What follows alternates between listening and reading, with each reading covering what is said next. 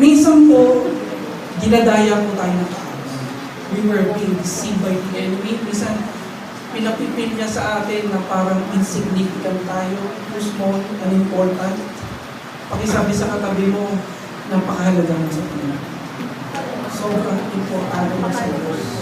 Kaya kung nararamdaman po natin minsan na parang wala na yata akong magagawa, tumatanda na ako, retired na ako, mahirap lang kami, tapos kami, maniwala ka kapatid, may paggagamitan ka.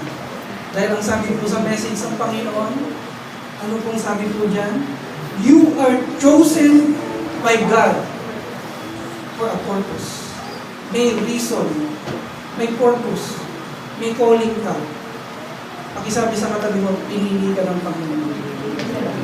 We were created by our God. Tayo po ay para sa Kanya. Nilikhahan niya tayo para pag-alayan siya ng ating buhay. We were called by God, we were chosen by God for a service. Pag hindi po natin ito nakita, magiging malungkot po ang buhay natin. Kasi whether we like it or not, whether we know it or not, if we are spiritually blind, maglilingkod at maglilingkod po tayo. Kaya lang sa iba po tayo maglilingkod. Kaya ang buhay natin magiging malungkot. Sino po dito na masaya siya na naglilingkod sa Panginoon? Masaya po tayo na naglilingkod sa Panginoon. Wow! Hallelujah! Pakisabi nga sa katabi mo ulit, makinig ka makinig. Listen to His words. Listen to God's voice. Lalo-lalo na kapag pinanghihinaan ka, nadi-discourage ka. Alam niyo, mapapayo namin mas makinig kayo sa Panginoon. Kaya natutuwa po kami ngayon, sa kabila ng busy po kayo, nandito po kayo, nakikinig po kayo sa Panginoon. Palakpakan mo natin ang Panginoon. Naalala ko tuloy, mayroon pong isang tao daw po, tinaningan siya ng doktor. Tinaningan. Sabi sa kanya, di na gagaling. Ay, hindi pa umuwi ka na. 10 ka na lang.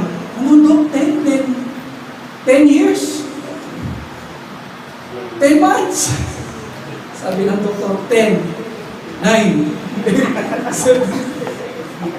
Bilin-bilin ko lang kita sa doktor. Sa totoo lang, nakita ka namin, napag-aralan namin kalagayan mo, 6 months ka na lang. Alam mo yun, nung narinig niya na 6 months na lang siya, alam mo yun, yung parang, naranasan niyo na bang matalingan kayo? Talagang parang inaksok-luban po siya ng tadhana. Nakikita niyo po?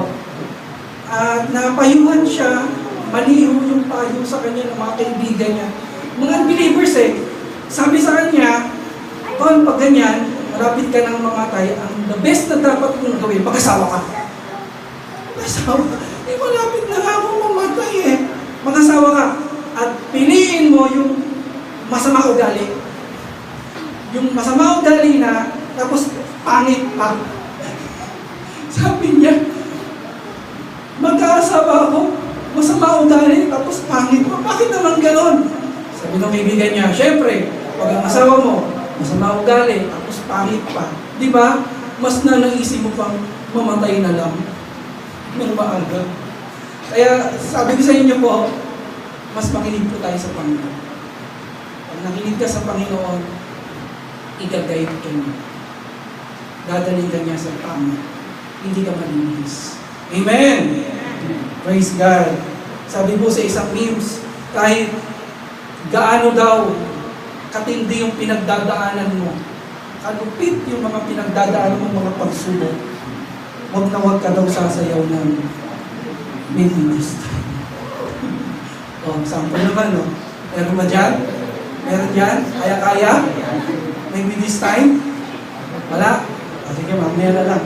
Mamaya, Well, Acts chapter 9, diretso po tayo sa pag-aaral natin. Pinapatawa ko lang po kayo ng kaunti. Dahil alam ko po yung iba sa inyo, baguhan, medyo mahihiya. Dako po tayo sa Word of God. Acts chapter 9. Pakisabi ko, the conversion of Paul. sa Acts chapter 9, dito po si Apostol Pablo ay tinatagpo ng Panginoon. Nakakilala sa Panginoon. Bigyan ko lang po kayo ng kaunting background lang. Alam ko ng background medyo pwede para matutulog yung mga tao. Kaprasonan po. Kasi po, maaari po tayong makarelate sa Kanya. Kasi tulad ni Pablo, tinawag siya ng Panginoon, tayo man din po, tinawag ng Panginoon. You are called by God. God has chosen you. Can we say Amen? Amen. So ano po ang sitwasyon dito? Si Apostol Pablo po ay papapuntang Damascus. Alam mo, medyo pag ginakabahan ka, di ba, paulit-ulit. Ito po medyo umaga na ho ako inabot ng pagsusulat ko ng cellphone notes. Kaya papapuntang Damascus talaga. Si Pablo po, papuntang Damascus. Dala-dala po niya yung letter from the high priest. Para bang, paksabi po, warrant of arrest. From the Supreme Court. May ganun po siyang dala-dala. Kasi lahat ng makikita niya mga Christians, babae, matatanda, mga bata, lahat huhulihin niya yan, ikukulong niya, yung iba po pinapapatay pa niya katulad na nangyari kay Stephen. Ganon kabangis si Pablo. Tingnan mo yung katabi mo. Ganon siya kabangis. Talagang yung puso niya talagang matindi. Na ba? Matindi po. Kumbaga sa pusong bato. Talagang manhid. Ano ibig sabihin ng manhid? Yung parang walang puso. Kasi pinapatay na yung mga Christians. Kahit bata, kahit babae, matanda. Diba? Pag ganito, walang puso. Walang atay. Ano ba? Walang balon-balunan. Talagang mabigat, no? Sino dito dating parang antigasin, parang kasi parang. Pero mabuti ang Panginoon kasi nakakilala po tayo sa Diyos. Amen! Amen! Ganito po sitwasyon ni Pablo and na-encounter niya ang Panginoon. Hinaharang siya ng Panginoon. Minsan haharangin ka ng Panginoon. Sino dito naranasan niyo? Parang kang haharangin ng Panginoon, kikidnapin ka ng Panginoon, tapos dadalhin ka sa church. Meron mo ba dito? Nag-iisip ngayon, bakit ako nandito ngayon?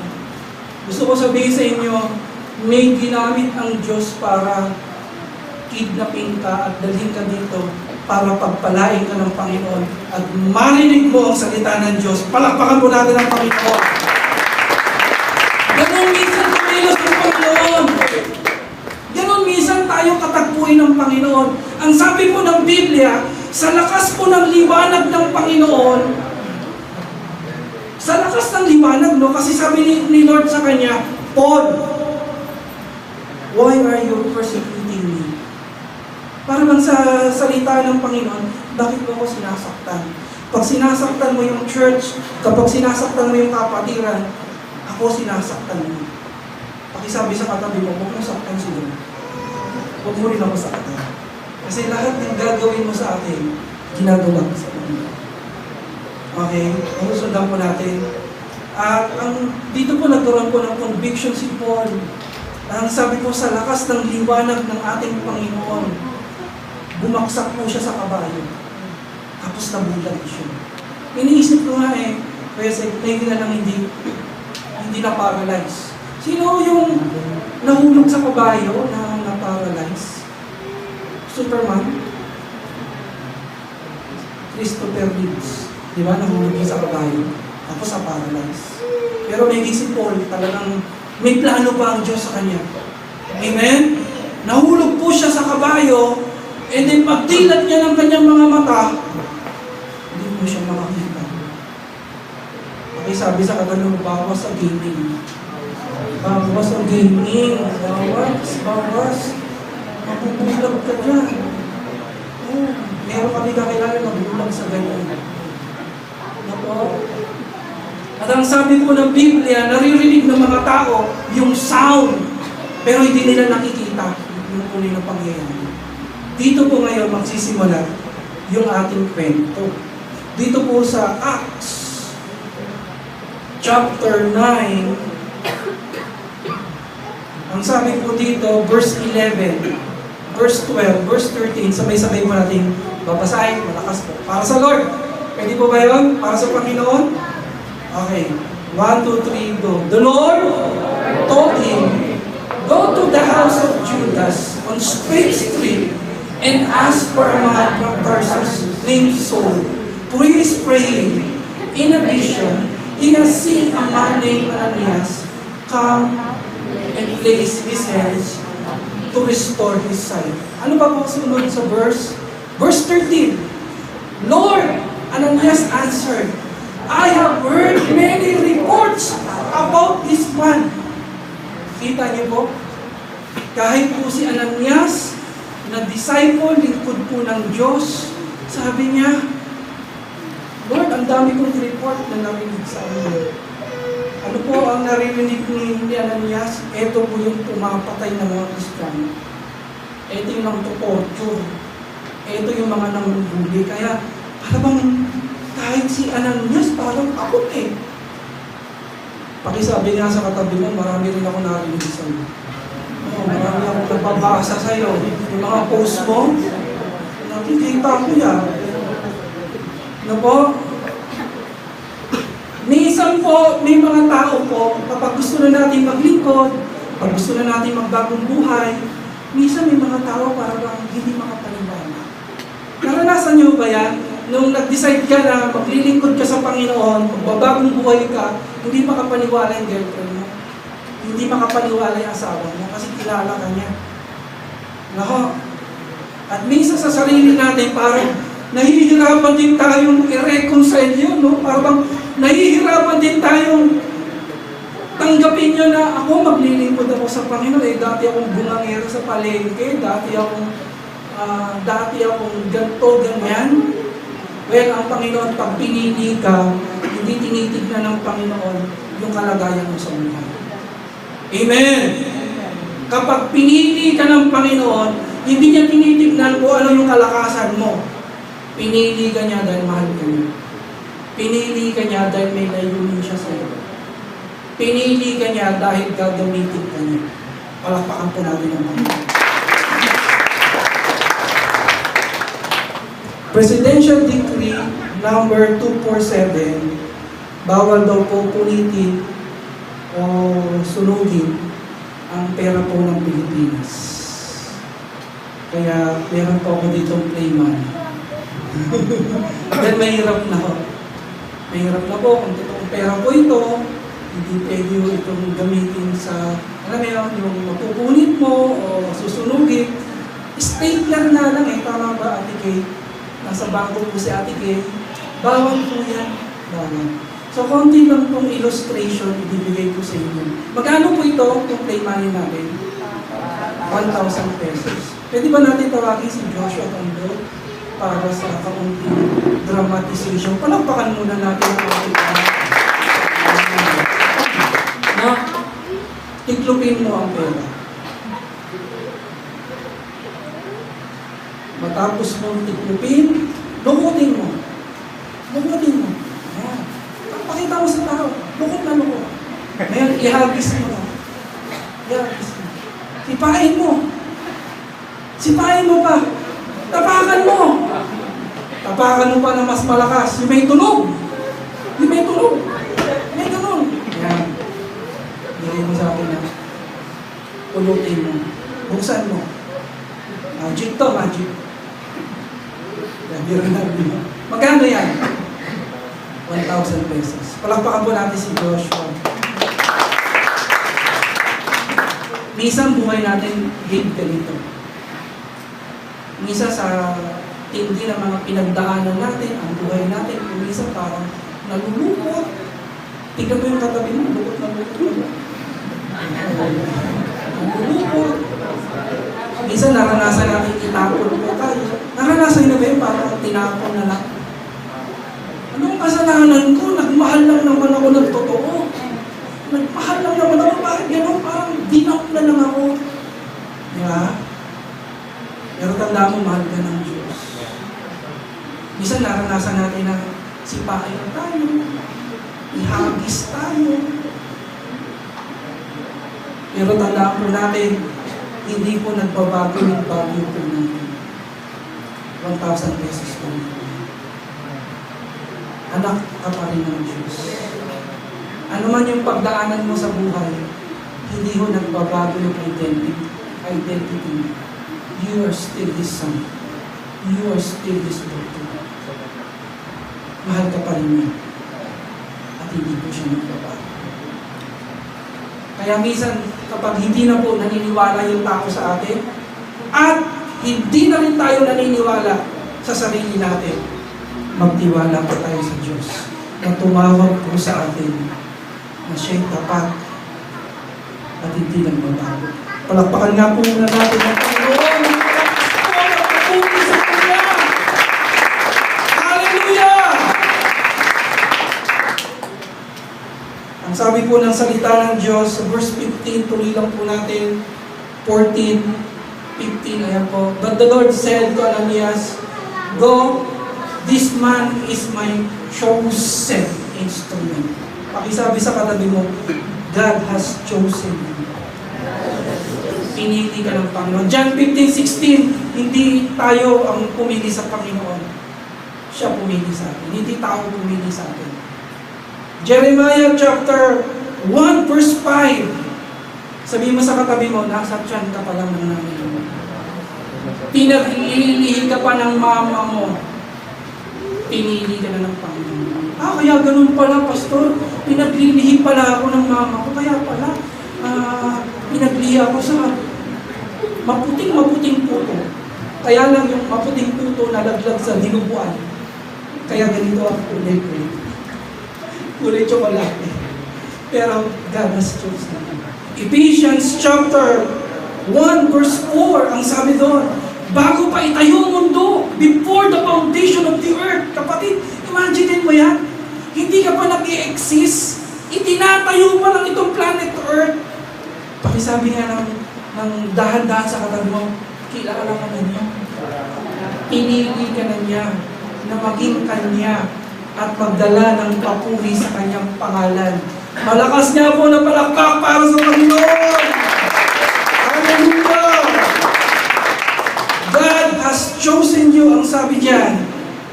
For what purpose? Ano pong dahilan? Ang sabi diyan, this man is my chosen instrument to, basa po, to proclaim my name.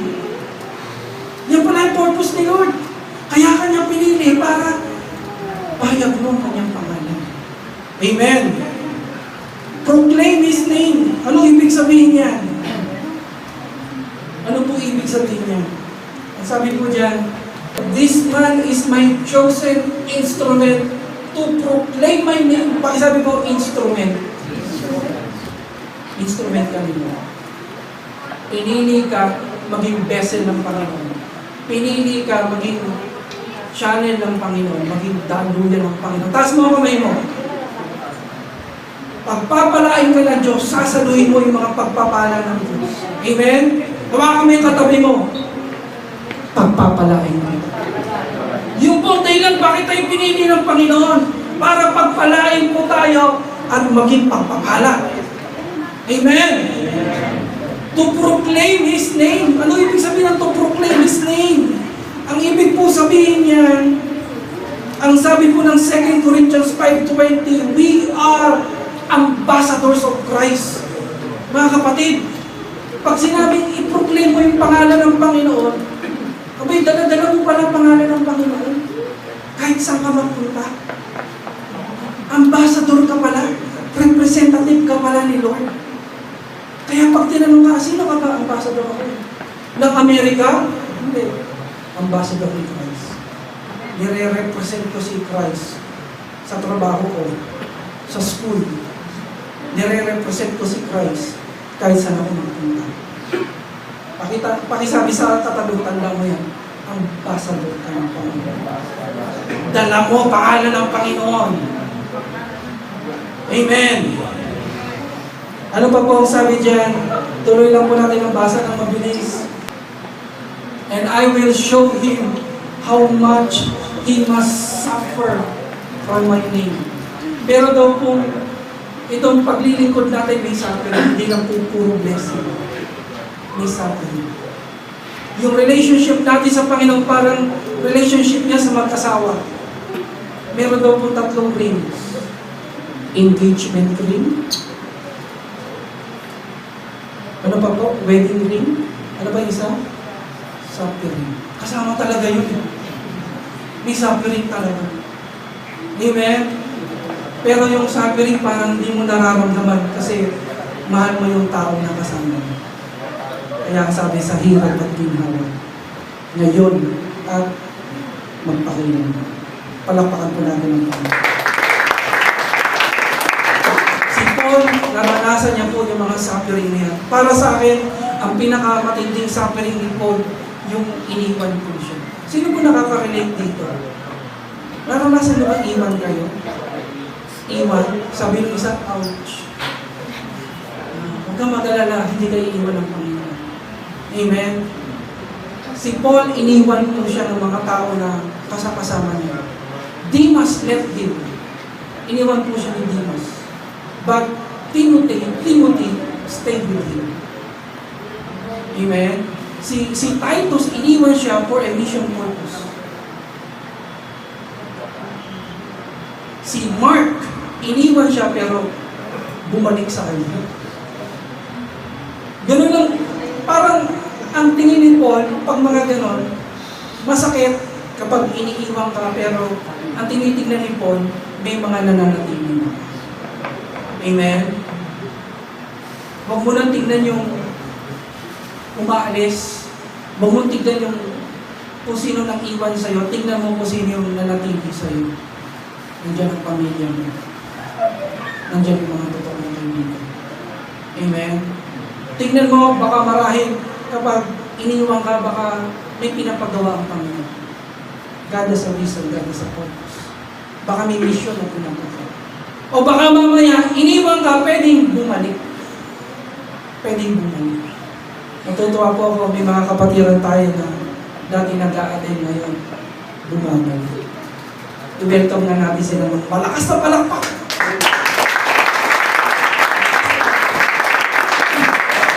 Nung umalis po sila sa church, para mga paslit na bata. Ngayon, nakita ko, may dala-dalang cake ko. Happy birthday.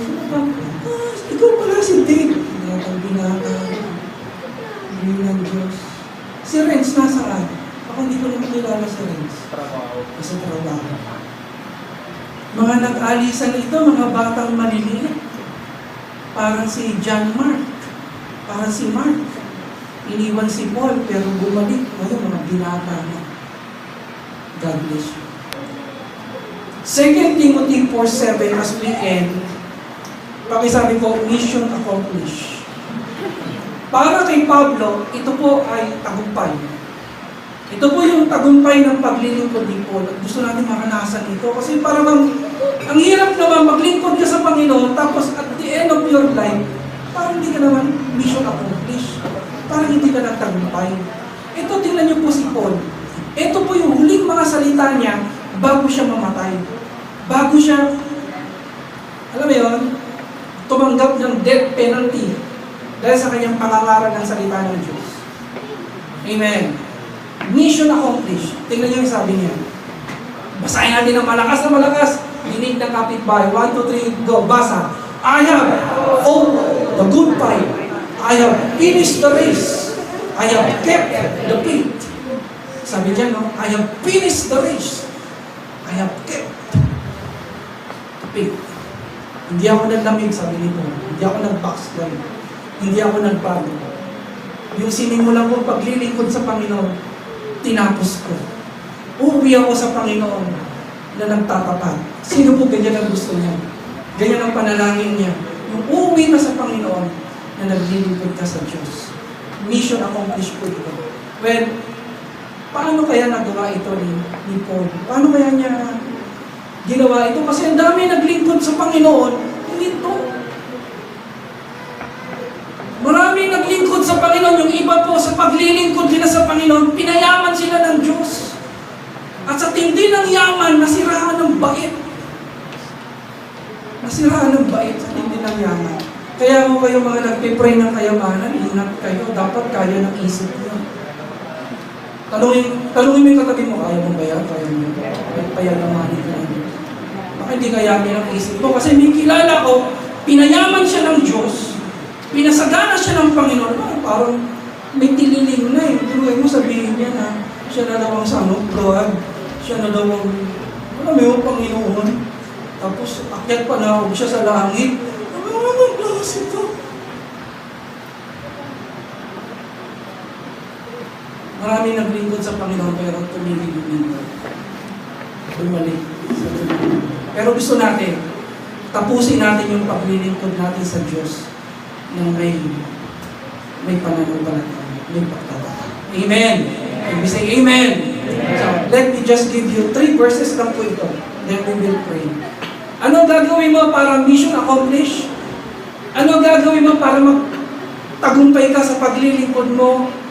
Pakisabi ng malakas, look unto Jesus. Kay Lord ka lang tumingin. Ang sabi ng Hebrews 12:2, look unto Jesus. Fix your eyes unto Jesus, the author and finisher of your faith. Sa Panginoon ka lang tumingin. Huwag kang titingin sa tao. Huwag kang titingin sa tao. Kasi pag tumingin ka sa tao, pwedeng ma-discourage ka. Pag tumingin ka sa tao, pwedeng magmalaki ka sa tao. Huwag kang titingin sa sitwasyon o kahit sa sarili mo. Focus ka lang sa Panginoon. Amen. Focus ka lang. Pag may problema, normal yan, pero huwag ka panghinaan ng loob. Focus ka sa Panginoon, gagawa ang Diyos. God will make a way when there seems to be no way. Nothing is impossible with Him. Kay Lord ka lang. Maraming character si Lord. Marami siyang attributes. Pero 3 bagay lang ang minimeditate ko. Pag nakatingin ka kay Lord, lagi mong iisipin, He is faithful. He is faithful. He is merciful. He is your provider. 3 lang yan. Nung nagpapasimula po kami ni Ate Chris sa ministry, wala po kaming supporters. Wala po kaming sending church. Wala kaming denomination. Wala kaming support sa abroad. Napakahirap po nun. Napakahirap. Pag titignan namin yung sitwasyon, financially, madi-discourage ka. Wala kaming nakikitang future. Alam mo yun? Pero nakatuon kami sa Panginoon. Lord, kayo magpo-provide. Kayo magbibigay ng mga tao. Kayo magbabago ng buhay ng mga tao. Kayo magpapagaling. Kayo magpapala sa kanila. Wala kaming supporter, pero ikaw magsusupport sa amin. And the Lord is good. The Lord is faithful. Lagi mong titignan ng Panginoon. Pag nakatingin ka sa Panginoon, nakapokus ka sa Panginoon, pwede bang palakpakan mo siya? Bilang patuloy mo sa Panginoon. Bilang patuloy mo sa Panginoon. Yes, may problema ka sa pamilya mo, pero tignan mo, gagawa ang Diyos sa iyong pamilya. Kikilos ang Diyos sa pamilya. Amen. Doon mo makikita yung tao kung kanino nakatingin. Pag kinamusta mo siya, kamusta ka? Pag sinabi niya, eto, ang daming problema, ang gulo ng buhay ko, saan siya nakatingin? Sa sitwasyon. Pero kung ang sagot niya, may problema po ako, pero gagawa ang Diyos. Kikilos ang Panginoon. Wala akong trabaho ngayon, pero bibigyan niya ako ng trabaho. Amen. Wala akong bahay ngayon, wala akong sasakyan, wala kaming church, pero God will provide. Hindi magpapabaya ang Diyos. Si Kuya mo yung katabi mo, malakas, sa Kanya ka tumingin. Huwag sa akin, kasi ako, kung titignan mo ako, marami akong kahinaan. Sa Kanya ka tumingin, sa Kanya ka magtiwala. He is faithful, siya yung tapat. Hindi Kanya bibitawan. Amen. And we say, Amen. Amen. Ano pa po? Para tayo mission accomplished sa paglilingkod natin, hindi tayo gigewang-gewang, hindi tayo babaksak, hindi tayo, alam mo, hindi tayo babalik sa dating lumang buhay. Pangalawa po, Colossians 3:2, prinsipyo ito ni Pablo. Lagi po siyang nag-i-invest ng mga bagay na may spiritual o eternal value. Pakisabi po, invest on things that has eternal values. Sabi sa Colossians 3:2, set your minds on things above, not on earthly things. Sabi niya, focus ka sa mga may eternal value. Amen. Maraming bagay po nang give up si Paul. Maraming bagay. Pakisabi sa katabi mo, give up mo na yan. Ano ba naman yan? Bisyo? May bisyo ka ngayon? Give up mo na yan. Alam mo naman na makakasama sa'yo yan eh. Alam mo naman na paiiksiin niya buhay mo. Give up mo na yan. Amen. 3 oras, 5 oras ka nag-gaming, give up mo na yan. Sayang oras. Alam mo, bawat oras, kung gagamitin mo sa tama yan, papalitan niya ng Diyos ng pagpapala. Be productive. Pwede mo nang i-give up yan. Si Pablo po, marami siyang ginig. Amen. Bakit po? Kasi naniniwala siya sa mga eternal values. Yun yung kanyang pinagtutuunan. Yun yung kanyang tayo. Lahat ng bagay may value. Tama po, lahat ng bagay may value. Sasakyan. Sino dito gusto magkaroon ng sasakyan? I pray, bigyan kayo ni Lord ng sasakyan. Dati po, hindi namin alam na magkakaroon ng sasakyan yung mga kapatiran. Ngayon po, may mga sports car, may mga mamahaling sasakyan. Halos lahat ng kapatiran may sasakyan. Kaya minsan, tinatanong ako ng mga pastor, bakit yan ang binili mong property para sa church? Hindi mo ba naisip na kailangan ng parking space? Para bang parang hindi ko yun naisip. Parang hindi ko siya, parang hindi ko masyadong na-analyze. Kaya ang sagot ko sa kanila, hindi ko po akalain na magkakaroon kami ng sasakyan. Hindi ko po akalain. Dahil ang mga kapatiran mong araw, naglalakad lang, nagbibisikleta lang, namamasahin lang, hindi ko akalain na grabe yung blessing na gagawin ni Lord. Amen!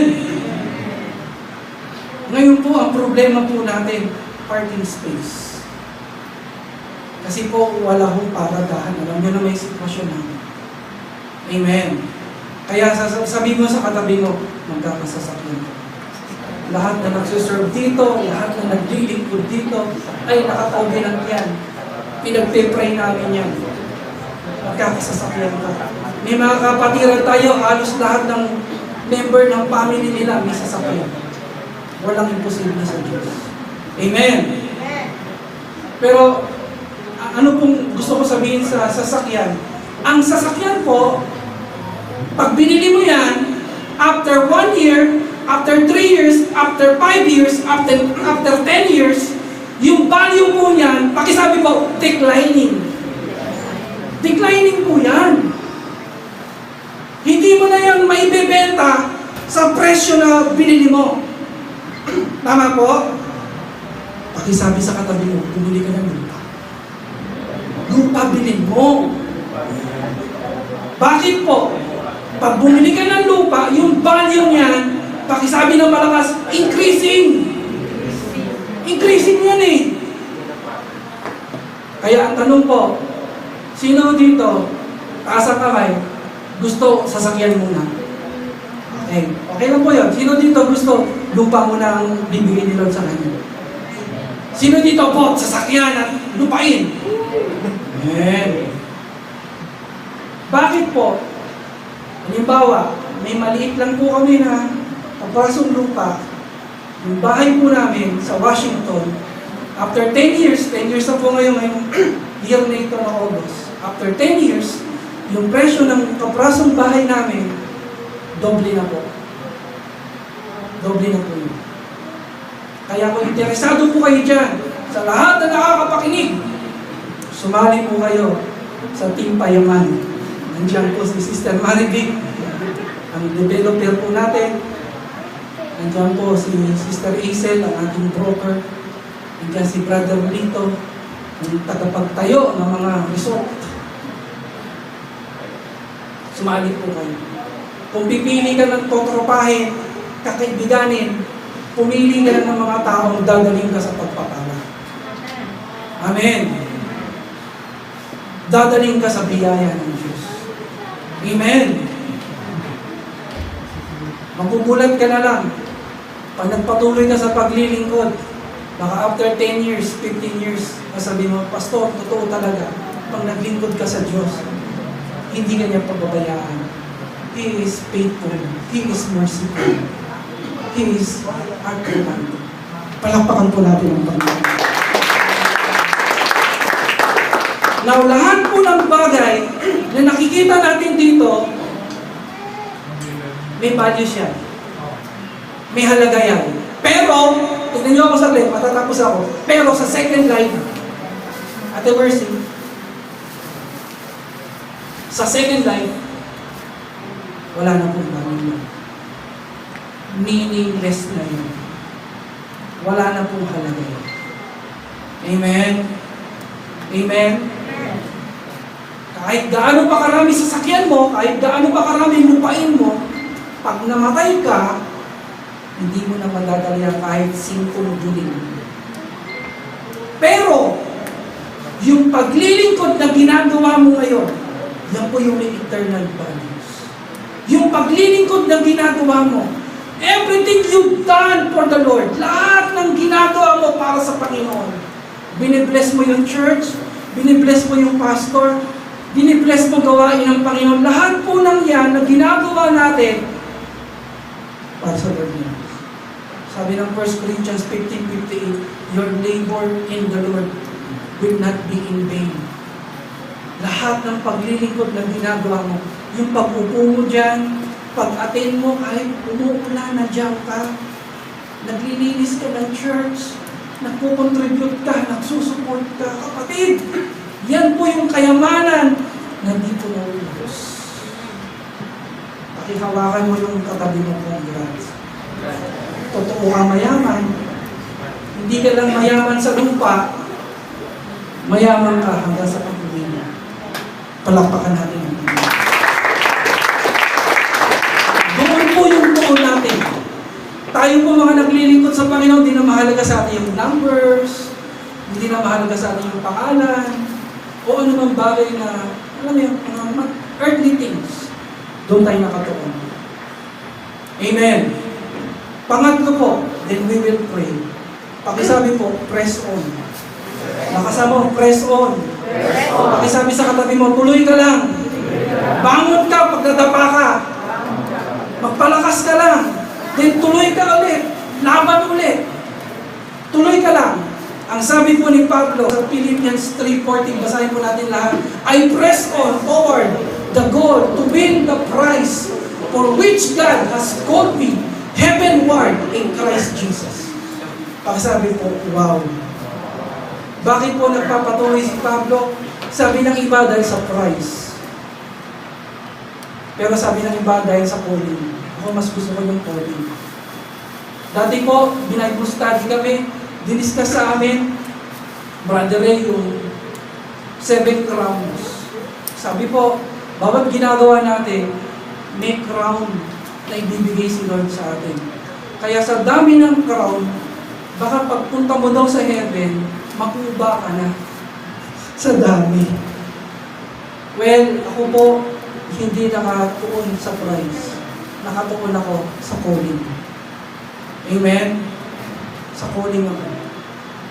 At kung gusto mo, kaya ka naglilingkod sa Panginoon, then may prize yan, may kapalit yan, may biyaya yan, it's up to you, hindi po masama. Pero isama mo, kaya ka naglilingkod sa Diyos, kasi tinawag ka niya, pinili ka niya. Pakisabi ko, hallelujah. Hallelujah. Ako po, kahit sa pintuan na lang ako ng langit, pwede na. Sabi ni Kibuloy, sabi niya, di niyo ba alam, yung mansyon ko sa langit, yung door ng doon, diamond. Diamond daw. Ha? At ang sabi niya, ilang beses na ako nagpunta doon. Kaya iniisip ko ngayon, kung bakit hindi siya makita ng mga pulis. Baka wala doon sa property niya, wala sa Davao, baka nagpunta doon sa mansyon. Di ko alam. Ang point ko lang, ako po, hindi na po ako nakatuon sa anumang price na ibibigay ng Panginoon. Nakatuon po ako sa Panginoon na tumawag sa akin. Kaya po tayo nagpapatuloy dahil mabuti ang Diyos.